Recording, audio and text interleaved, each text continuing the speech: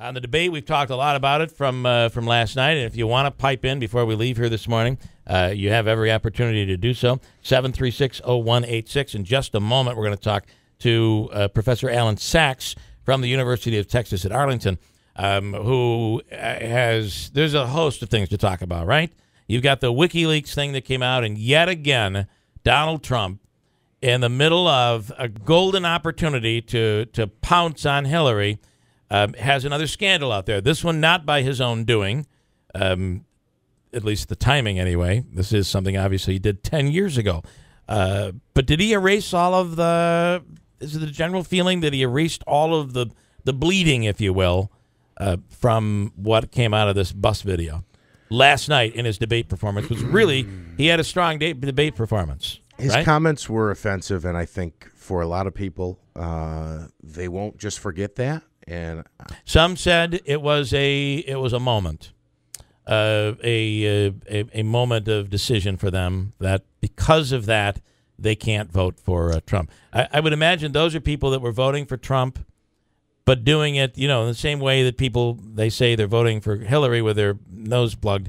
There are plenty that are doing the same thing with Donald Trump, and that group, which is reluctantly voting for Trump, something like this could affect them. It certainly could, but I will say this for Donald Trump. Last night, Hillary Clinton was attacking him at one point during the debate for not apologize. Doesn't apologize for things that he says. He apologized last night, and I think for the first time, I can't recall another time, he said that something he said was embarrassing, and he regretted it. And you don't ever hear that from Donald Trump. No. And I thought he fairly characterized it as locker room talk. I should say this. I think it was a good way for him to put it in a basket and put it to the side by labeling it locker room talk. I will tell you that I got hammered last week when I said Trump got crushed in the debate, the first debate with Hillary. I stand by that, and so does everybody else. He had a horrible performance, but last night he had a really strong performance. I thought in terms of debate, he very well, you could look at that and say he won that debate. Others could say, well, Hillary won. She didn't have a bad performance either. I don't think she did. Right. But she didn't have the aggressive performance she had, and maybe that's good for her. So how they take away from these debates, that's the key, and you just never really know. But if anything, he probably won last night because he saved his campaign. And he had facts and figures and numbers, and it wasn't just everything's good and everything's bad. He actually seemed like he knew what he was talking about. Here, and for me, I'm a never Trump person. I could never vote for Donald Trump, and I won't. The Friday night thing, the bus thing, didn't sway me really at all. It's the 30 things that he said that offended me prior to that over the last year. That how the John McCain thing, all of those things are how I've come to my conclusion. It shocked me that everybody reacted the way they reacted on Friday night to this. With everything else he said, it took this to get everybody to go nuts. Professor Allan Saxe is on the line now from the University of Texas at Arlington. Why was it, Professor, that last night or that Friday night, the bus video is what really has made some of these Republicans jump ship? Why this moment? The Republican Party has always devoured their own, going all the way back to Watergate and Richard Nixon. Yeah. It's Republicans, Barry Goldwater leading the way, that forced the then Republican President Richard Nixon to leave office. He was never impeached, but he would have been. So the Republicans devour their own. We're seeing that today, and we've seen it in the past. The Democrats support their own. During the Clinton impeachment hearings, his approval rating, President Clinton's, actually went up. If you look at all the committee hearings against being held with Mrs. Clinton on Benghazi and emails, the Democrats defend her to the hilt. So the Republicans also have to understand, the establishment Republicans, they created Donald Trump. They created the Tea Party. They created Donald Trump for not going against President Obama's policies. And now, of course, they want to dump him. Yeah. So the Republicans are killing themselves. The Democrats save themselves at the last moment. I heard somebody yesterday say, well, listen, this is not the same at all.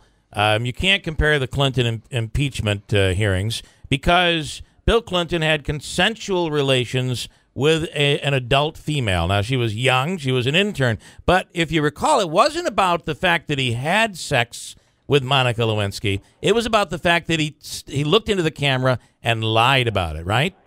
And he perjured himself, I Yes. think, before Yeah, the federal before grand Congress. jury. Yep. Yeah, And, it was a grand jury. Yeah, and that's really, I think, what brought him down, and that's what's the impeachment. You can't be impeached just for having an affair. If that Right. was true, oh my gosh. Yeah, it'd be bad. Yeah, but it was the fact that he lied under oath. That was what, Exactly. and he was able to survive that, which was still shocking. Popular. He's Yeah, still I know. popular. But Yeah. if you looked at President Clinton's face yesterday evening, Yeah.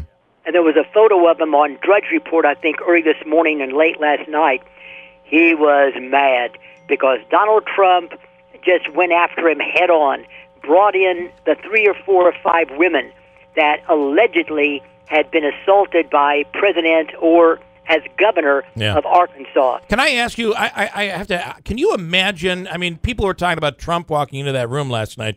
How difficult that must be to walk in knowing what came out of that bus video. But could you imagine Donald or Bill Clinton walking into that room, knowing those women are sitting in the front row? I would have found something to do, like out of the country or something. That's right. I have to go get some water. Yeah. But he faced it head on. He's done this all of his life. It is a I very know. and by the way, so is Mrs. Clinton. Yep. I think there's some kind of a psychological thing where some people do not believe they've done anything wrong. Yeah. And they really just go after it that way. Most people, if there's a small thing, that happens to me. If there's a small thing, I just eat on it, and it troubles me, and I'm embarrassed by it, or try to handle it in some fashion.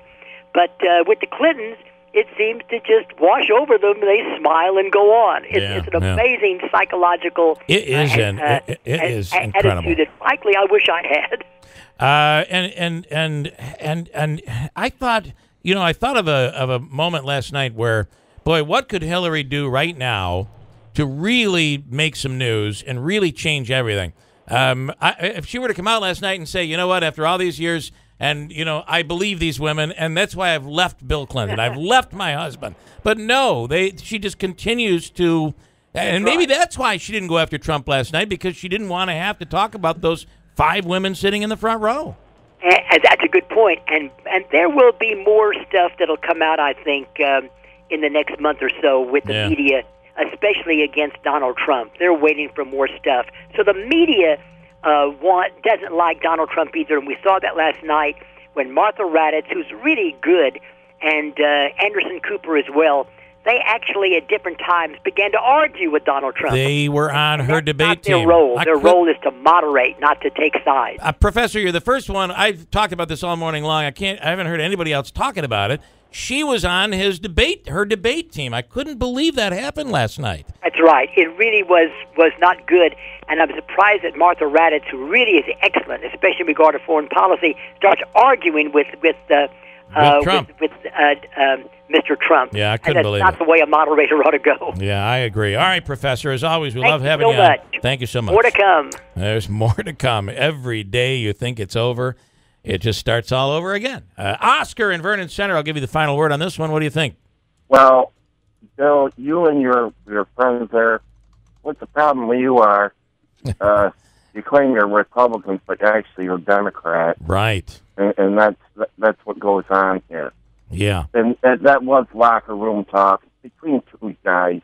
And as far as that is... First of all, I didn't even talk about that, and I said that didn't sway me Friday night. That bus ride with Billy Bush didn't sway me at all. I didn't get swayed by that.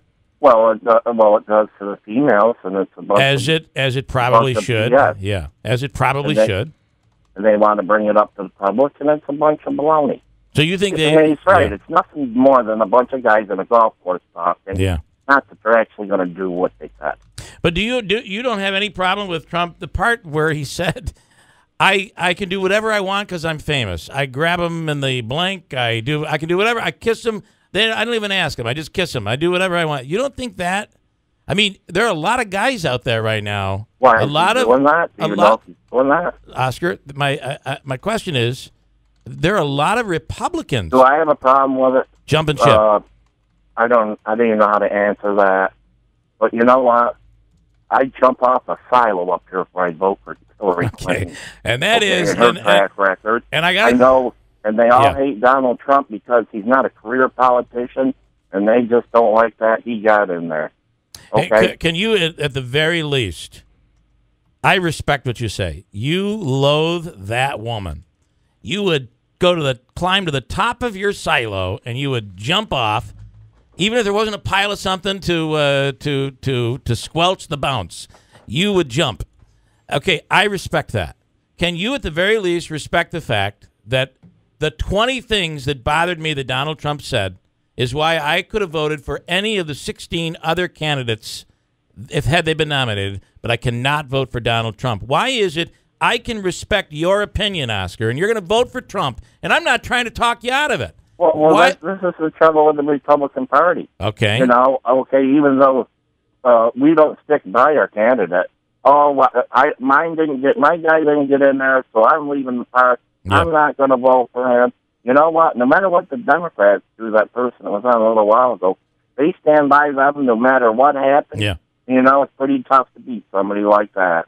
And I'll ask you that: is there anything wrong if I were to tell you that I am not standing by a party? I'm standing by my country. For me, it's that important. Well, that's your decision. Okay. It is. As far as I'm concerned, between the two, you know, you know what you get when you get her. You know, and I think, you know, I know a lot of people don't want Donald in there, but you know what? As far as I'm concerned, I think he would be good for what he's going to do. And this is the part where I don't try to change your mind. So I know how you're voting, and I appreciate the call. As a matter of fact, after I vote this year, I think I'm done voting after all this. This has been okay. Here's something we can agree on. This is horrific, isn't it?